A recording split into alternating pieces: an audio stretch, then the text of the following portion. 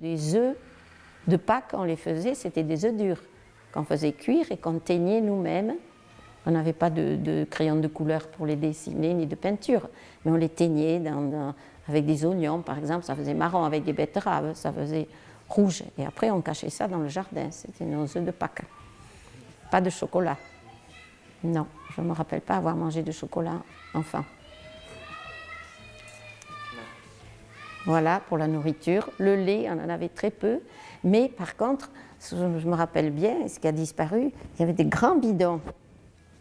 On allait à l'épicerie, il y avait des grands bidons, et la dame, elle avait une mesure 1 litre, un demi-litre, un quart de litre, avec un manche, et elle trempait ça.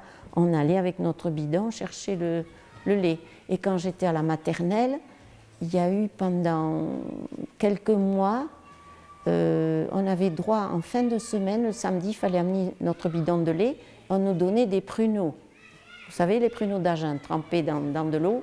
Ah, on trouvait que c'était bon ça, parce qu'on n'avait jamais ça dans la semaine. On n'avait jamais mangé de fruits secs comme ça. Et on avait droit à ça une fois par semaine.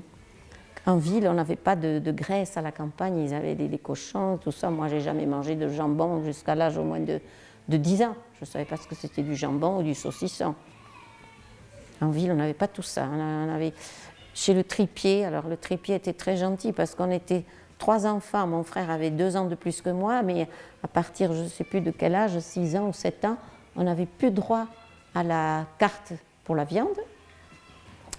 Donc, on nous donnait 2 parts de viande. Mais maman disait au charcutier, mais écoutez, j'ai 3 enfants, je ne peux pas laisser le 3e regarder les autres manger. Alors, il était gentil, il nous mettait un morceau un peu plus gros, ou un morceau de cœur, ou un morceau de foie. De la triperie, surtout, on a mangé pendant la guerre. C'est tout ce dont je me rappelle. Eh bien, je me rappelle surtout de longues attentes. Nous n'avions pas de famille proche. Donc, quand maman entendait dire qu'il y avait eu un arrivage dans telle épicerie, de tel produit, vite on y allait. Et alors, il y avait déjà une queue de 20-25 personnes. Et nous, on était 3 petits-enfants. Là, il fallait rester sur le trottoir pendant quelquefois 1 heure, 1 heure et demie, jusqu'à ce que ce soit notre tour à passer pour avoir peut-être 1 kilo de sucre, avec les tickets, bien sûr. Alors ça, on nous a appris la patience.